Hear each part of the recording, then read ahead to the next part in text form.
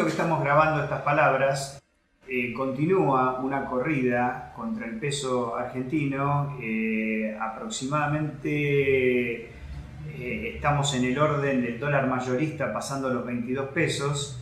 y una devaluación, lo que va del año 2018, que alcanza al 16-17% aproximadamente,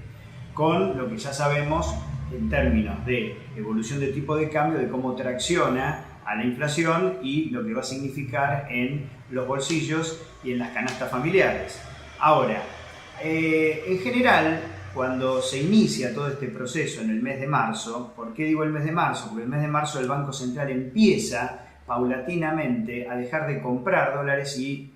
empezar a vender dólares. Tanto es así que en lo que va del año ya estamos alcanzando los 8.000 millones de dólares de venta del central, prácticamente todo lo que el ministro de Finanzas Caputo consiguió en el mes de enero en deuda externa, aproximadamente unos 9.000 millones de dólares. La caída en las reservas en el último mes fue del orden de los 6.000 millones de dólares, significa que una parte muy importante de aquello que se vendió quedó fuera del sistema. Se fugó vía fuga de divisas o está en colchones o en cajas de seguridad. Ahora, en general, los economistas de los medios hegemónicos suelen citar dos causas coyunturales de esta situación que aparentemente se gatilla ahora en un contexto, en un momento histórico en el cual no suele ocurrir. Porque en general, abril, mayo, junio es un trimestre donde se liquidan gran cantidad de exportaciones granarias. Ahora es cierto que producto de la sequía y producto de la especulación de los sectores del campo para poder liquidar sus tenencias a un dólar mayor, generaron una especie de vacío. Pero esas dos cuestiones coyunturales tienen que ver con el impuesto a las ganancias que se le puso a las LEVAC en manos de extranjeros y que se activaban precisamente el día 28 de abril, que fue el 28 de abril, el día posterior a la venta monstruosa que hizo el Banco Central de 1.500 millones de dólares, y también, digamos, como externalidad, llamémosle así, el cambio de política monetaria en Estados Unidos, que desde el mes de febrero cambió el presidente de su Reserva Federal, con un cambio, digamos, en términos de política económica de Estados Unidos, fiscal. Por un lado se empezaron a sacar nuevamente, como en otros momentos, impuestos a los ricos, y monetario en términos de un punto de inflexión respecto a las tasas cero que empezaron a establecerse después de la crisis del 2008. Tanto es así que desde principio de año la tasa 10 años subió del 2,4 al 3% y la tasa de corto plazo de 2 años subió prácticamente del 1,9 al 2,5, una tasa que no se veía desde el año 2008. Ahora, estas cosas que podemos llamarlas externalidades, en realidad era ya información incorporada por el Banco Central. Por eso no se puede entender qué es lo que estuvo haciendo el Banco Central en estos días, o sea, cuál fue la lógica. Ante una corrida se suelen tomar distintos caminos: vender dólares de las reservas, subir la tasa de interés. Bueno, acá se hicieron las dos cosas de manera simultánea, o sea, se perdieron reservas de manera millonaria y por otro lado el día viernes el Banco Central decidió poner la tasa de referencia del sistema financiero en el 30,25%. En este momento las LEVAC, que son el instrumento de absorción monetaria que utiliza el Banco Central, en los mercados secundarios está cotizando en el orden del 33 o 34% en el medio de la corrida. Por eso digo que no queda clara la posición o la estrategia del Banco Central, como si hubiera efectivamente dentro del gobierno una interna que nosotros ya vimos establecida en la famosa conferencia de prensa del 28 de diciembre, donde se supone que el Poder Ejecutivo pretendía establecer una baja de la tasa de interés, o sea, atravesar la autonomía, la creída autonomía o supuesta autonomía e independencia del Banco Central, generando lo que fue la corrida del mes de enero. Ahora pareciera invertirse esa disputa o esa pulseada, poniendo a Sturzenegger como un supuesto ganador donde la tasa de interés pasa a regir el sistema financiero, con las consecuencias que nosotros también conocemos en el aparato productivo, en toda la cadena de pagos, porque en este momento la posibilidad de descontar cheques o la posibilidad de un descubierto en el banco evidentemente va a ser muy compleja, y es lo que estamos viendo precisamente ahora. Lo que tampoco se puede entender del Banco Central es que cuando fue el vencimiento del EVAC del mes de abril, decidió acortar los plazos de esos vencimientos. Nosotros no nos tenemos que olvidar qué son las LEVAC.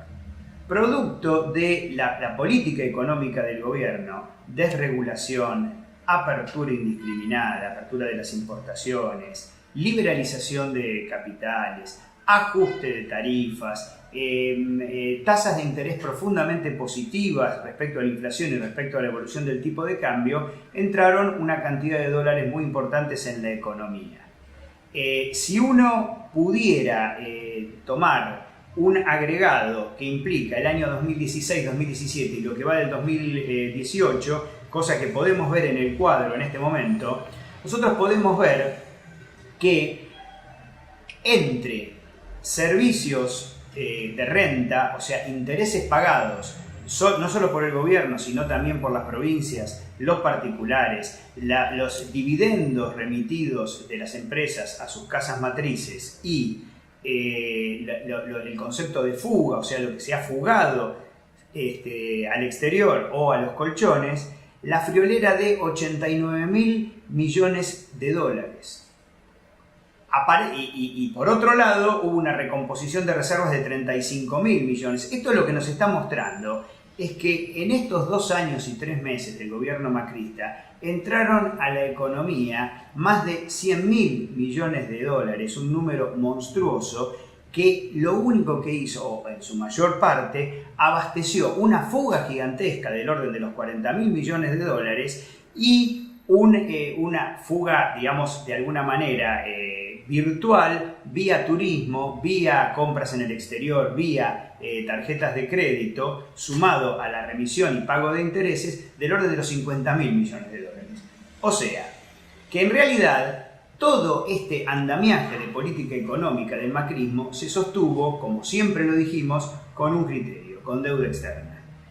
Revertido este proceso a partir, como siempre dijimos, que cualquier externalidad, cualquier golpe financiero que pudiera haber en el mundo podía cortar este ciclo, bueno, es lo que nosotros estamos viendo en este momento y lo que con preocupación no sabemos dónde puede terminar. En resumen, si bien hay cuestiones de orden coyuntural, como el caso del desarme de las LEVAC por parte de los inversores extranjeros para no pagar el impuesto a las ganancias y el cambio y el punto de inflexión con la tasa de interés en Estados Unidos, que va a encarecer la tasa de interés que va a pagar a la Argentina, o peor, o que nos dejen de prestar en algún momento, puede detonar una crisis mucho más grave, o mejor dicho, adelantar los tiempos de esa crisis.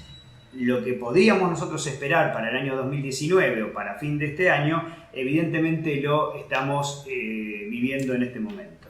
Para tener una idea también más acabada de cómo es la dinámica de ingreso de dólares en la Argentina, solamente para tenerlo en cuenta, de estos más de 100.000 millones de dólares que yo había comentado hace un momento, no más del 5% obedece a inversión extranjera directa, que tiene que ver con formación de capital en el país. El resto, capitales golondrina, inversión de portfolio,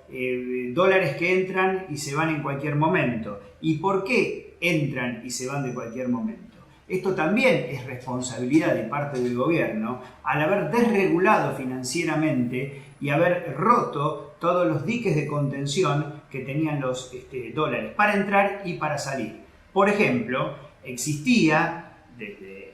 la década anterior un cupo, digamos, un encaje de los dólares del orden del 30% que progresivamente fue llevado al 0%. Existía un tiempo en los capitales que entraban a la Argentina de retención o tiempo de maduración que podían tener las inversiones de mínimo de un año, se llevó a cero. Y como frutilla del postre, la obligatoriedad de liquidar las exportaciones se llevó en distintos periodos de 30 días, luego a 3 meses, hasta eliminarlo en noviembre del año pasado y eliminarlo totalmente. O sea, todo el esquema de desregulación que va de la mano con el esquema económico del macrismo lleva a esta situación. ¿Esto es un daño autoinfligido? Bueno, esto es una buena pregunta, porque en definitiva ellos mismos pusieron el huevo de la serpiente de lo que estamos viviendo en este momento.